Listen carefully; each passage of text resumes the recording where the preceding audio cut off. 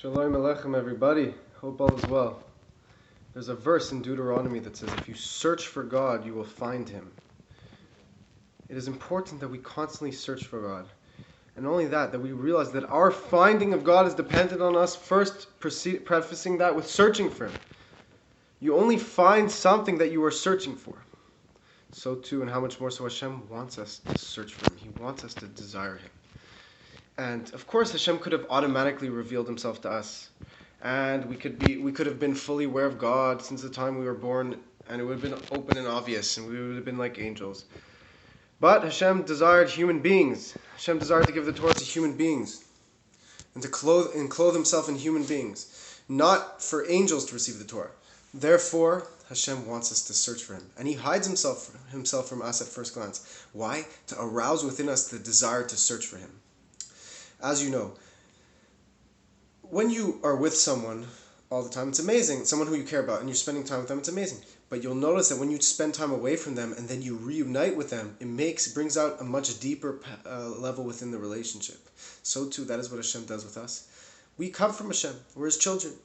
Before we were born, our soul was in the presence of God and felt Hashem's presence and was experiencing beyond paradise, to say the very least. But yet Hashem sends us down into this world and hides Himself from us. Why? To bring out an even deeper level within us, an even deeper desire. So, this is actually the comparison between a Baal Tshuva and a Tzaddik. A person who's a Tzaddik, a righteous person, he always feels Hashem's presence.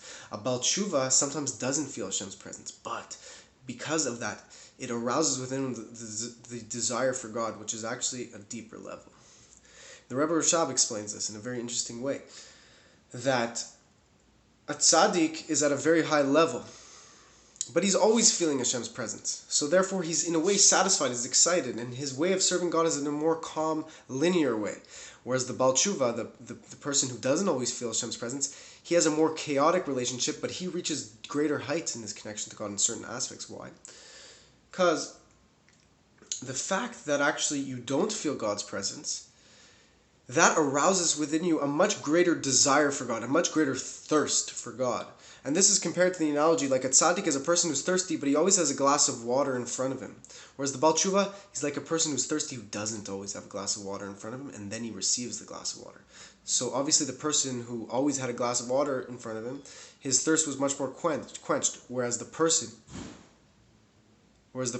who didn't always feel Hashem's presence, but then now he does, this arouses within him a much greater desire for God, and that's actually the deepest and most important point of our service of God, that we arouse within us a desire for God.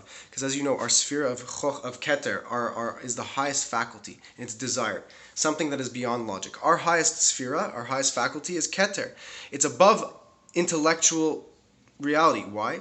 Because when you desire something, you can't explain it intellectually. The fact that a father loves his son is beyond logic. It's not because he understands that it's his son, it's because it's who he is. Therefore, if we want to arouse the deepest level of our connection to God, we have to arouse a desire to get close to God. When we focus ourselves and we turn ourselves to God and say, wow, I want a relationship with you, God. I don't feel you, but I want to feel you.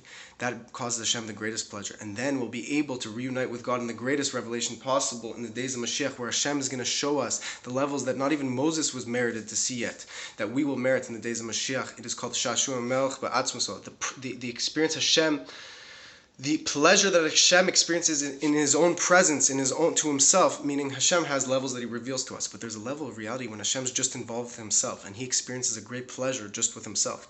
That is what He's waiting to share with us in the days of Moshiach. Let us get excited, let us get ready, let us work on our desire to get close to God, and when we aim our desire to get close to God, we will get close to Him. That is why when we connect to the tzaddikim, Chassidus, the Rebbeim, they ask a lot of questions in the Mimers, and then they bring answers. Why do they ask questions? Because it's important to question, to ask questions, to want God. First, you have to notice that you're far from God, and then you get close to Him. The Alter Rebbe explains in Tanya that actually noticing, feeling far from God is the first step in getting closer, and not only that, it brings you to a much closer place than you've ever been before. By noticing that you feel far from God, you rouse a deeper level to get close to Him. Because it's like the horizon. No matter how close you are to God, you could always get closer. You could always grow in your relationship with God. Even Moshe Rabbeinu, the highest prophet of all time, had infinite potential to get even higher. Why? Because Hashem, you could always reach greater heights. It's like the horizon. The more you drive, the more it extends. May Hashem bless you. May we experience this reality immediately. Let us be redeemed. and go to Jerusalem, the holy city, immediately. God bless you all.